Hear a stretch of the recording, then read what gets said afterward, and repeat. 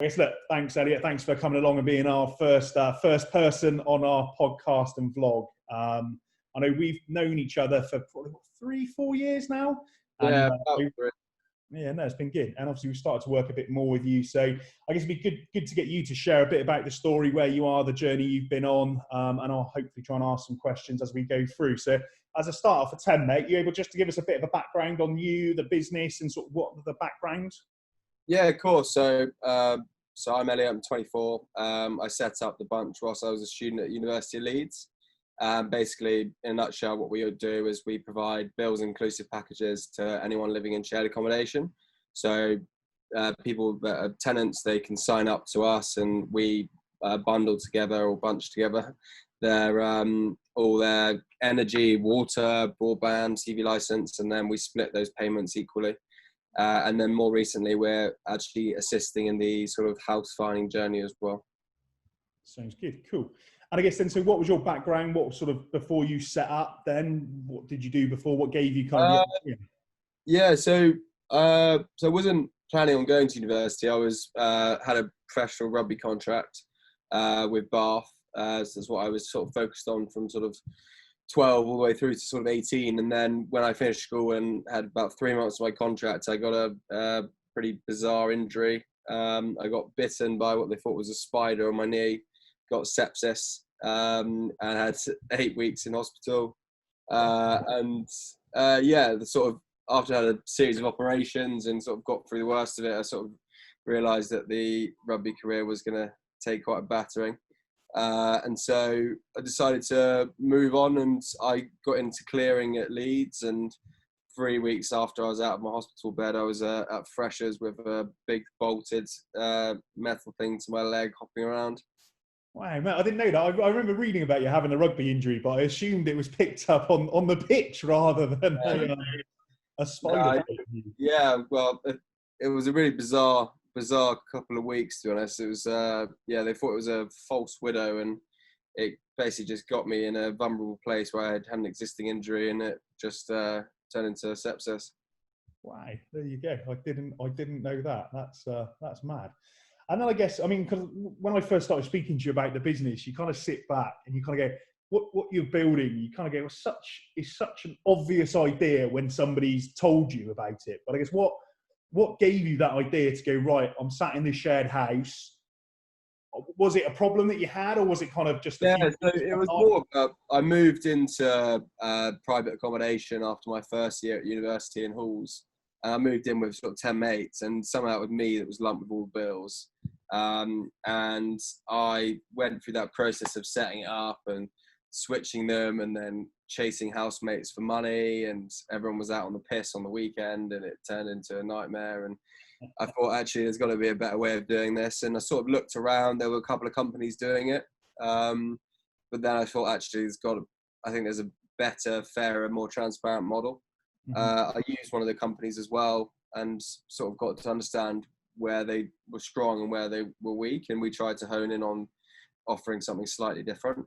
It was basically built out of a problem that I faced, and actually a problem that I still face today. I moved out of university from Leeds to Bristol, live with 2 mates, so I'm still sharing as a young professional, and it's similar problems.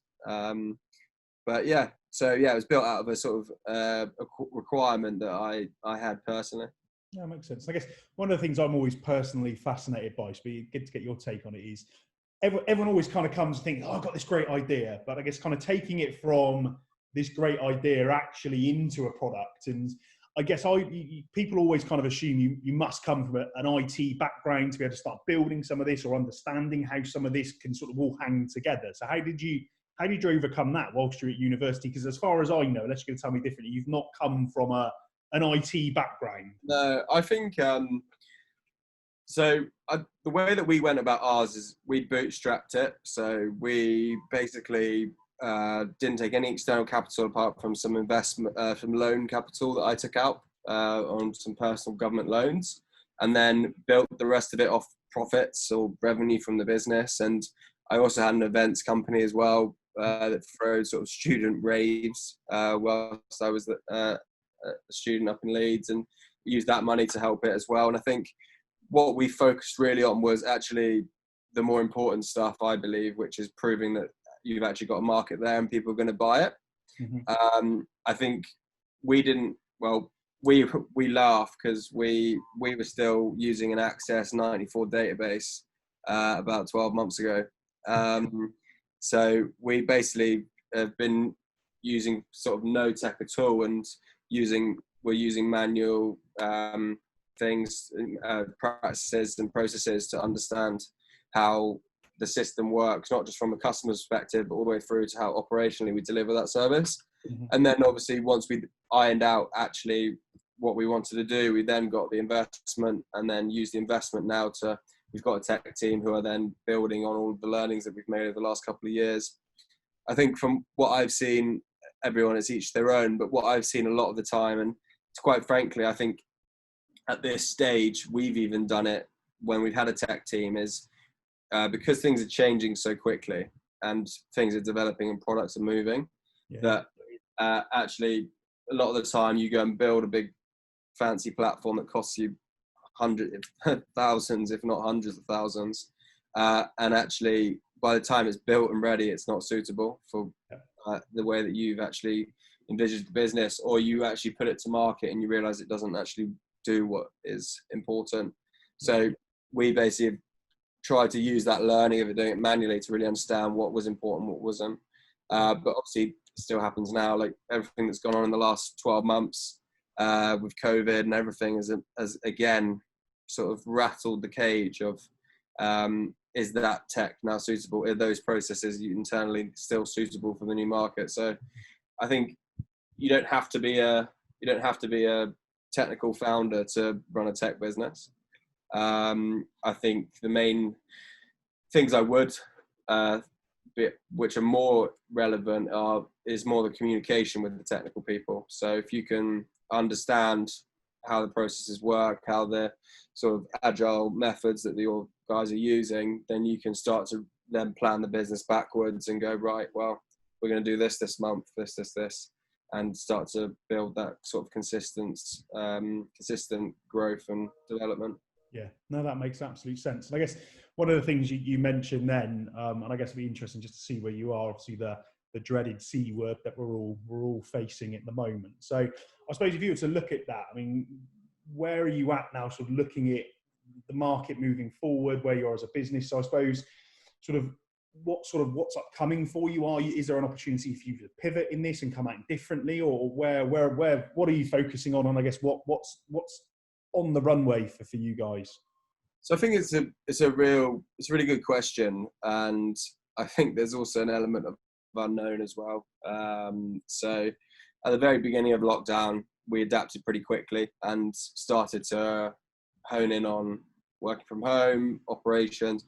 We're a fairly nimble team anyway, so to do that transition wasn't too bad, and we were already all online with a lot of our services and processes and databases.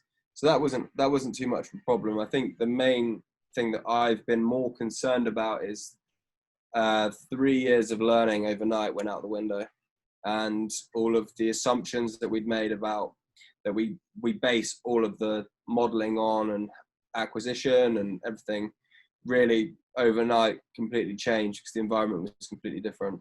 So I think that the scary part was then actually having to sort of throw out all of these sort of like emptied thoughts that you'd already believed in out the window, and then start to actually reassess. And that's been probably the most tiring and stressful part of this process, rather than actually adapting to working from home or anything like that. Or I think we've seen already, we did a review last week actually of the summer, which, so for anyone that's listening, the summer is our busiest period at the moment, because that's we deal with students mainly, and that's when they move in and out.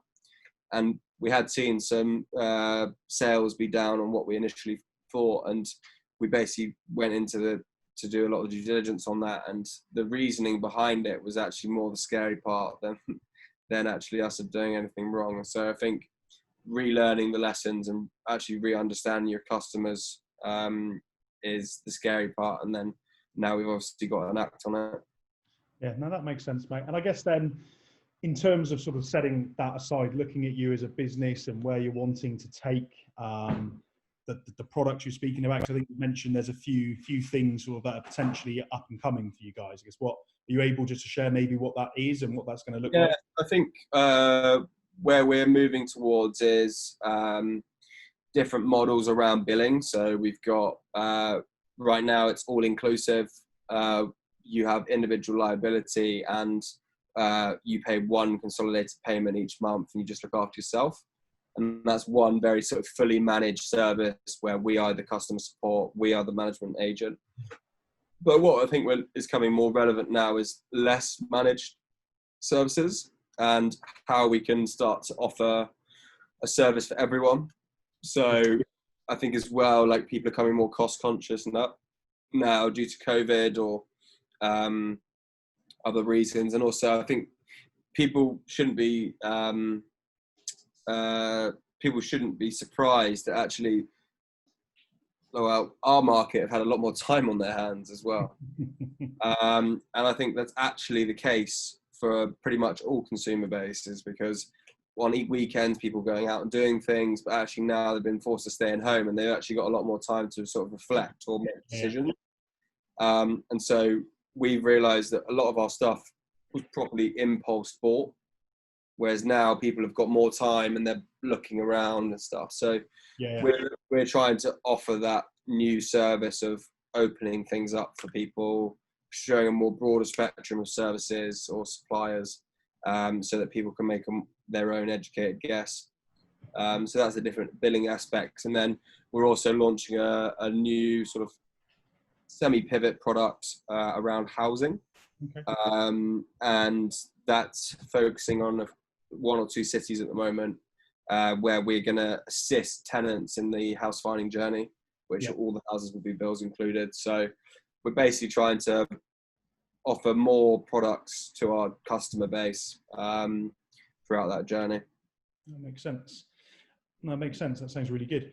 And then I suppose just sort of coming back to you on more of a personal level then, in terms of sort of you being a founder, I mean, is there sort of a specialist area that you say you've got some really good knowledge and sort of experience in that you'd kind of be happy to share with people if you were on kind of put on the spot? What would you say sort of that is for you? So in terms of specialist areas, you mean what I'm good at?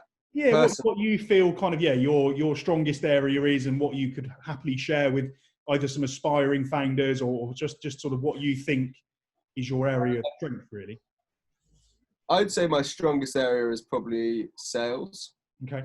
And I would also say it also falls into customer, what the customer wants, and and that relates into product and marketing as well. I think the areas that I'm definitely better at is the strategic side of things as well. So strategically, where we pin the business and how that involves with a longer term plan. I think the sales perspective, I think every founder needs to be a good salesperson personally, because I definitely found when it comes down to it, you should be the best one to sell your business. And I think one of the things that I've definitely seen more recently, which I'm trying to change at the moment, is that I've now been pulled away from quite a lot of the sales or the marketing. I've got to focus on running the business or things like that. And it reminds me of the days of when you had that very good teacher at school who then gets a promotion and does less teaching. So I think that's one thing I think is really important. I think the other thing that if it's a recommendation to aspiring founders, I think the key thing I would say is go and speak to as many people as possible about your idea. And you'll then start to understand your customer base. You'll then be able to start understanding actually how to sell it properly. Because it all starts with them, and then you work back what you need to do, what does the sales pitch need to identify. And I think that's one thing that we did very well early doors, is we weren't trying to hide it and go, oh, well, it's not perfect, we can't launch it yet. We knew it wasn't perfect. We actually just went out and we went and spoke to as many people about it, got opinions, took them on and evaluated them, and just keep evolving, because perfection is sort of the enemy of success. I can imagine. And I suppose one of the things kind of, I think you've always spoken about, and we've spoken about, you've done well, is surrounding yourself with some really good advisors, and sort of seeking that, I suppose, a third opinion really, in a different perspective. Yeah. And I guess just out of curiosity, because again, I think that's one of the things, I speak to lots of people doing the job that I do, and I think sales, you're right, there's lots of founders, whether that's in technology or not, that's probably one of the big areas that they do struggle with, because they're great at the niche that they built their product in, but actually then working out how they take that to market, how they grow the revenue of it, their customer base, I think is a really tricky thing. But in terms of sort of the surrounding yourself with different advisors and sort of how do you do that, and what's your advice on that? Yeah, so I think the board and advisory network that we have is probably one of the most important things for me in the bunch. Mm-hmm. I think it's purely down to a couple of things. Firstly, I'm 24. This is the first business properly that I've run, and I don't know it all. And I'd rather save some heartache with people that have been there and done that. Yeah. I think as well, I think it's how you look at it as well. So it's very easy to focus on the business and that's the biggest thing, and you've got to pursue that. But actually, I think a lot of it is around your personal growth as well. Mm-hmm. And so you're consistently getting better and better and better, and you're hoping that the bunch is going to be the one that makes it, and you push that forward. But you've just got to, I think it's also about continually improving yourself. And I think for me, they have been basically mentors to myself around how to progress things. And it's got to the stage now where there's nasty decisions that need to be made. And rather than me overthinking it, I just go, well, what would DMH say, who is my chairman? Yeah. And actually that mindset is now being applied across the business. So rather than me going, oh, well, I don't know, if it's, you've got to let someone go and you go, oh, well, they're a really good guy, and we go for beers and he's really nice, and he's just that far away from a deal, or he's doing this and this. Whereas that's the sort of mentality that you naturally go towards when you're on emotional level with someone. And it's flipping that and going, well, what would he say? And you go, right, he's off. And then you act on that. So I think it's that mentorship, and I think it's that support network as well. And I think the board, I think, are probably more important, I think, than some of the team members as well, in terms of how you, having a support network, because it can be quite lonely at the top. And so, not everyone's going to like you in the business or the decisions that you make, and actually having them as a safeguard as well, that you can also go and make decisions with. And I think that's another big advice, is to ensure that you get good people around you at that level as well. And I suppose a bit of a biased question, because I work in recruitment, but I suppose your top tips on when recruiting board and advisors, what are the things you look for, and what's worked for you? Because like I said, you've got yourself some great people there in DMH and a couple of the other guys and girls. So I guess how do you do that? Because that's quite a tricky thing, unless you want to pay lots of money and use someone amazing like us. Exactly. I think so you've got to get on with them personally. Mm-hmm. So you've got to build a relationship where you trust each other. I think it's important as a founder to have people who really believe in you and the business. Mm-hmm. And it might sound trivial, but you get a lot of people who believe in one or the other. So they think the business is really good, but they're not sure that you can do it. Or they think you're really good. It's better if they think you're really good, because then you will find a way, but they might not believe in the business. Mm-hmm. And so I think you've got to be fully aligned across those three things, because otherwise it can then start influencing their decisions. I think it's important to have a mixture of investors and non-advisors. Mm-hmm. So you've got the emotional attachment, because that often leads to going that step further. But then you've also got the outsiders viewpoint, where you don't, someone who's not emotionally attached to the business can come in and go, look, that's not good. And I think a lot of it, I would say, in terms of what you're looking for, is people with experience and at the right time of the business. So we've had advisors come in, we've had advisors leave, and it's all about what you're trying to achieve in that, what you focused on in that period, and are they suitable to that? Because sometimes at the end of that period, when you've achieved that, they might not be useful. Yeah. So I don't think that a lot of them, you don't have to go in for life. It's not a 5-year relationship. It can be for a specific thing. And I find it useful as well to focus on that. So none of our advisors or board members are on my deck to show off or to attract further investment. I have an hour's meeting with every single one of them, all the advisors every week, plus a 2-hour advisory. And I would not put people on there for the sake of trying to show off. Mm-hmm. Because actually, what value does that add other than cash? That makes sense. Some really good points in there. And then just before we move on, just a couple of quick fire questions. Just one question I'm intrigued. If you could go back in time and tell yourself kind of one thing that you know now to have done differently back in the day when you were back in university setting this all up, what would that golden nugget be? What would I do?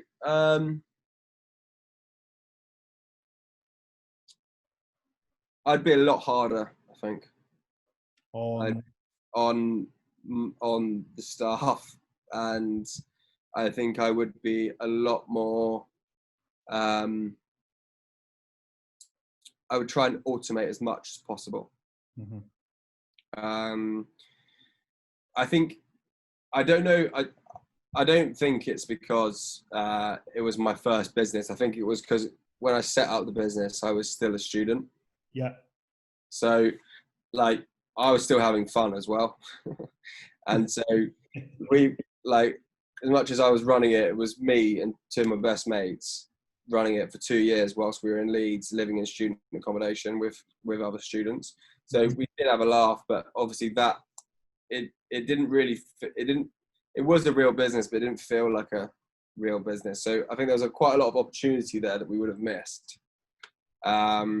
But if I was to go back, I would have, knowing what I know now, I would have honed in on different opportunities and acted on them quicker. I think the automation is key because so most people I would think would be the same, but our staff bill is almost 65-70% of our monthly overheads. And those, if you start growing with hands, not very scalable. Yeah, no, that makes sense. That's good advice. So I suppose just some quick fire questions then. So what's, if people sort of, the best book you read recently from a business perspective? Challenger Sale. Okay. Best productivity app or best app you're using at the moment for the business? Oh, for the business, it will be probably Slack. Okay. And then the best news resources? Sky Sports. And there you go, the $1 million question. How do you create an incredible pitch deck? Have an incredible product. Good answer, mate. I like that. Cool. That's it, mate. Well, thank you very much for that, mate. You made that nice and easy. I literally had to ask you a couple of questions and you shot off. It was great.